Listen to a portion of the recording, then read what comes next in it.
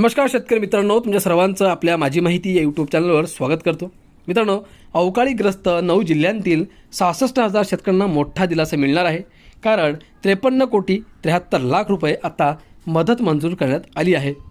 मित्रांनो, हे 9 जिल्हे कोणते आहेत, कोणकोणत्या शेतकऱ्यांना मदत मिळणार आहे, कधीपर्यंत हे मदत शेतकऱ्यांच्या खात्यामध्ये जमा केली जाणार आहे, या संदर्भातली सविस्तर माहिती आपण पुढील प्रमाणे जाणून घेऊयात।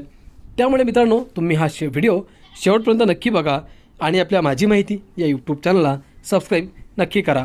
तर चला ही सविस्तर माहिती आपण पुढील प्रमाणे जाणून घेऊयात। शेतकरी मित्रांनो, अवकाळी पावसाने शेतपिकांचे नुकसान झालेल्या 9 जिल्ह्यांतील 66,312 शेतकऱ्यांना मोठा दिलासा मिळाला आहे। ऑक्टोबर 2025 ते नोव्हेंबर 2025 आणि जानेवारी 2026 ते मार्च 2026 या कालावधीत अवकाळी पावसामुळे झालेल्या शेतीपिकांच्या नुकसानीपोटी 53,73,07,000 इतका निधी वितरणास राज्य शासनाने मंजुरी दिली आहे। विभागीय आयुक्त नागपूर, पुणे, अमरावती आणि संभाजीनगर यांनी अवकाळी पावसामुळे झालेल्या शेतीपिकांच्या नुकसानीसाठी निधी मागणीचा प्रस्ताव सादर केला होता। त्या अनुषंगाने शासनाने निधी मंजूर केला आहे। याबाबतचा शासन निर्णय गुरुवारी 16 एप्रिल रोजी महसूल विभागाकडून जारी करण्यात आला। मित्रांनो, राज्यातील गोंदिया, वर्धा, सोलापूर, सातारा, बुलढाणा, यवतमाळ, नांदेड, लातूर आणि बीड जिल्ह्यात अवकाळी पावसाने एकूण 49,511 हेक्टरवरील शेतीपिकांचे नुकसान झाले होते। अवकाळी पावसाचा नागपूर विभागातील गोंदिया आणि वर्धा जिल्ह्यातील 1,504 शेतकऱ्यांना फटका बसला होता। त्यांचे 665 हेक्टर क्षेत्रावरील पिकांचे नुकसान झाले। पुणे विभागातील सोलापूर, सातारा जिल्ह्यात 4,564 शेतकरी बाधित आहेत। त्यांचे 2,966 हेक्टरवर क्षेत्रातील पिकांचे नुकसान झाले। मित्रांनो, अमरावती विभागातील बुलढाणा, यवतमाळ जिल्ह्यातील एकूण 51,729 शेतकऱ्यांना मदत मंजूर करण्यात आली आहे। छत्रपती संभाजीनगर विभागातील नांदेड, लातूर, बीड जिल्ह्यातील एकूण 8,515 शेतकऱ्यांना मदत मिळणार आहे।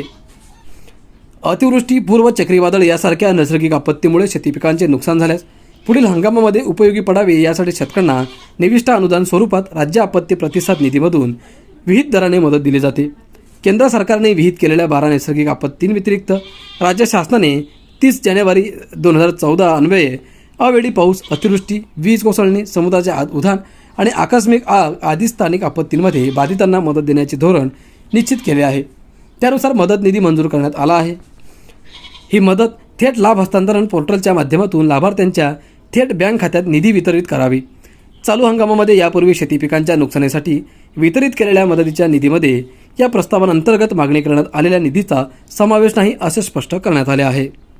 शेतकरी मित्रांनो, भारतात एप्रिल 2026 मध्ये युरिया उत्पादन वाढून सुमारे 20 लाख टनावर पोहोचण्याची शक्यता आहे। हे देशांतर्गत उत्पादन मार्च 2026 मधील 18 लाख टनांच्या तुलनेत 11% अधिक असेल। पश्चिम आशियातील संघर्षामुळे निर्माण झालेल्या व्यत्ययानंतर आता LNGचा पुरवठा वाढला आहे। यामुळे देशांतर्गत युरिया उत्पादनात वाढ होण्याची शक्यता असल्याचे सूत्रांनी म्हटले आहे। याबाबतचे वृत्त बिझनेस स्टँडर्डने दिले आहे।